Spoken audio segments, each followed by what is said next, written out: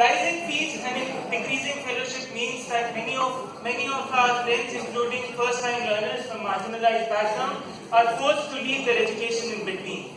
These are also times when there have been excessive curbs on political freedoms across campuses.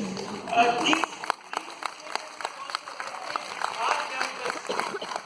One point, for an example, is the recent fee hike, which most of the candidates have talked about.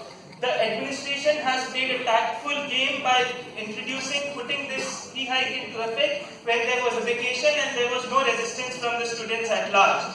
As a students' union, as an effective students' union, we need to assure that as soon as we come into power, we need to force the administration to put a charter of demand which would include that no such fee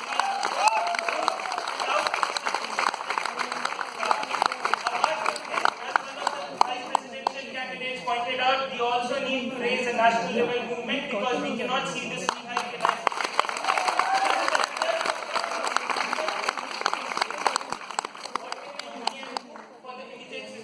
in the immediate situation, the administration told us that there will be a system of payment of fees in installments and waiver of late fees, and the administration clearly betrayed us on that point.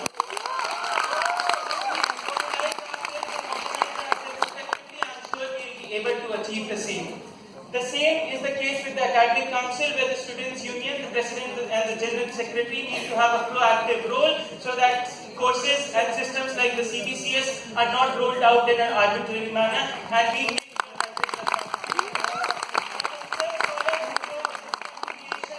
the stipends that administration has promised, and someone from the moderator also pointed out that this happens every time, and this happened this time too. When the administration says that it will deal on a case-to-case basis, it never happens. We will stand as a strong students' movement and take the movement to a logical conclusion. Services points have been listed out in my manifesto, which has been circulated through the display, but I would like to point out a few. One would be the demand for a night canteen, which remains open at least.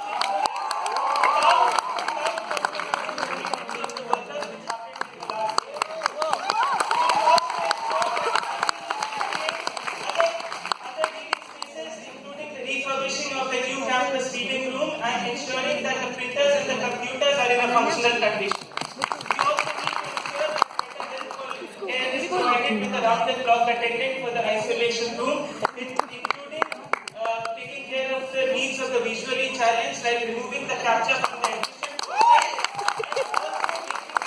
and also making the more accessible. I also plan to build up an online course assessment system in which the seniors can rate and give feedback over the various optional courses so that the juniors can easily select. That's so good!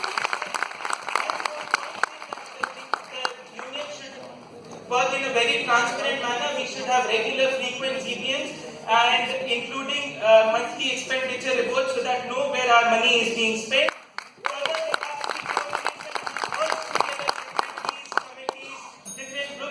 Ensure that all the voices are raised and heard. Last year's union did a commendable job by organizing a student-led effort in the pre-orientation for the SC, ST and OBC background people.